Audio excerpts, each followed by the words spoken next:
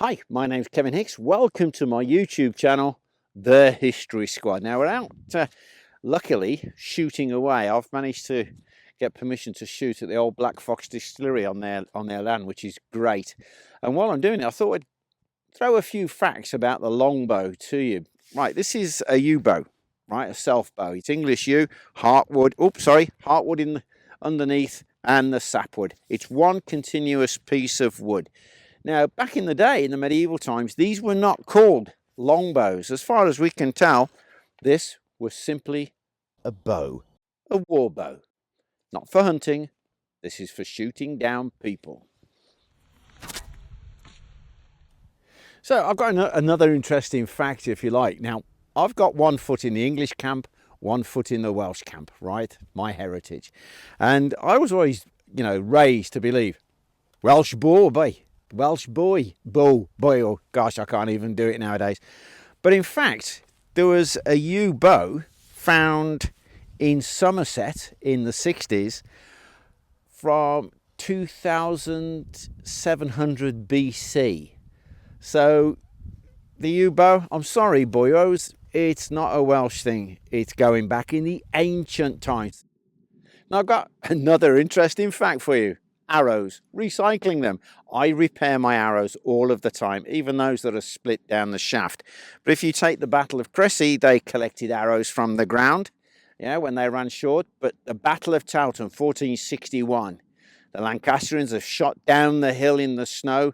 The Yorkists have picked up what I believe are their light-fletched arrows and sent them back. Can you imagine the indignity of having the arrows, your own arrows, shot back? Not they would have known. They're just arrows coming out of the snow, aren't they?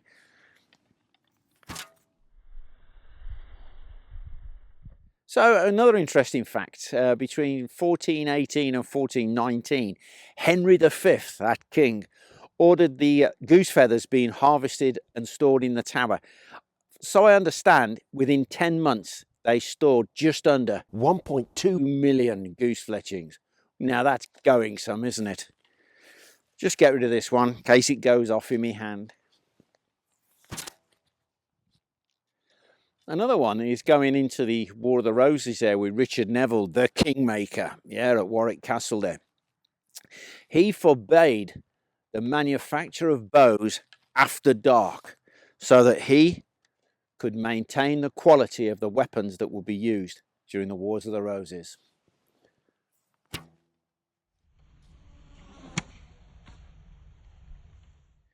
It's interesting that Henry VIII, as a young man, he absolutely loved archery and was considered a champion. But are you going to beat Henry VIII and find yourself in trouble? Well, in 1510, he dressed up with 12 of his men as Robin Hood and the Merry Men, and they surprised Catherine of Aragon and her ladies in waiting. This was actually recorded by Richard Hall, the chronicler, and it's quite a read. Henry VIII fancied himself as Robin Hood.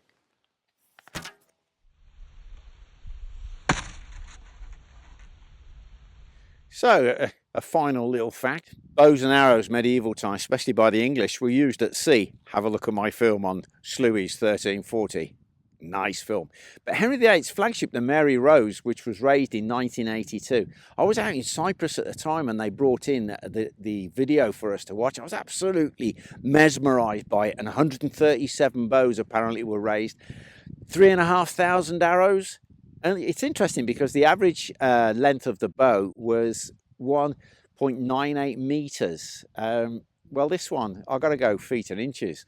This one's well over 7 foot. But this is a medieval bow.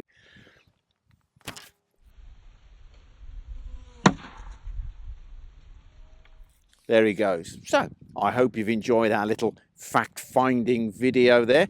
If you have, like, share and subscribe. And don't forget, switch on the all notification button so you know what's coming down the line. We've got so many films stacked up that I'm working on.